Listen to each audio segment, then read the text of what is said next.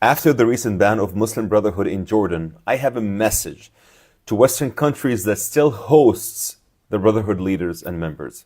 It's a message from those who know. The Muslim Brotherhood is not just a political movement.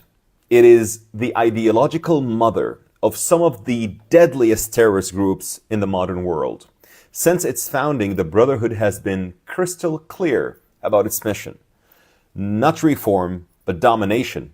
Not coexistence, but conquest. Throughout its history, violence has followed. In 1948, Brotherhood members assassinated Egyptian Prime Minister Mahmoud al-Nuqrashi. In 1979, their Syrian branch massacred 83 military cadets in the Aleppo Artillery School, targeted simply for belonging to the Alawite minority. In 1982, their uprising in Hamas, Syria, triggered a battle that left tens of thousands dead.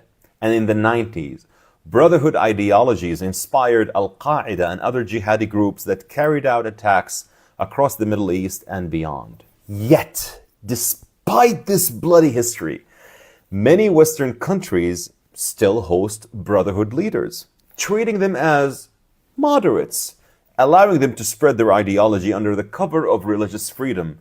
This is a mistake, a deadly mistake.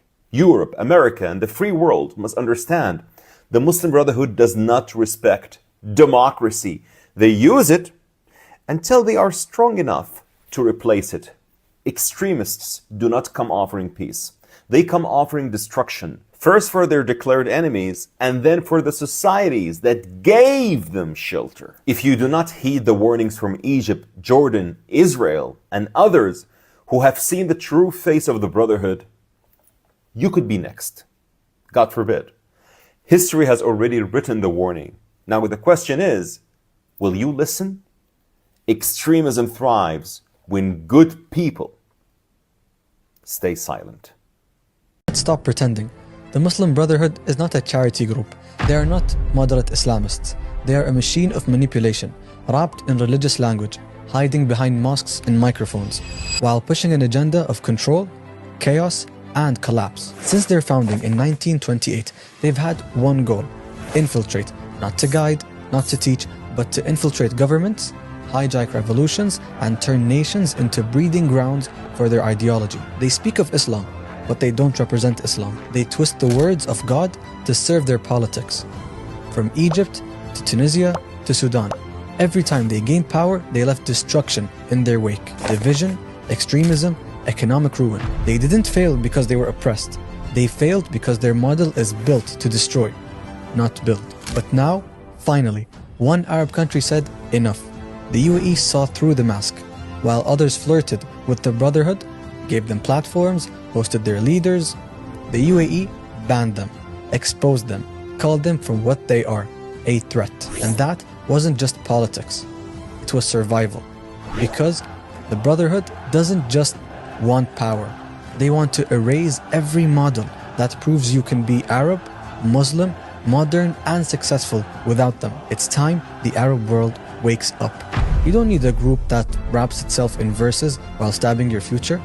Real Islam doesn't need a spokesman. And real reform doesn't come from those who traffic in fear and division. And to the West, wake up. You think they're your bridge to the Muslim world? They're building bridges to burn them. They play victim in your media and mastermind in the shadows. Stop funding them. Stop legitimizing them. You're not empowering moderates. You're strengthening extremists in suits. The Muslim Brotherhood isn't just an old idea. It's a present danger. But the tide is turning, and the UAE is leading the charge, not just for itself, but for every Arab nation that refuses to bow down to blackmail in the name of religion. It's not just a political fight. It's a cultural, moral, and a spiritual one. And it's time we call the enemy by name. أنت تتحمل مسؤوليتها. And let me say this in English so you can understand what I'm saying. I have translation. No, I know you have translation, but I just want to make sure you get it right.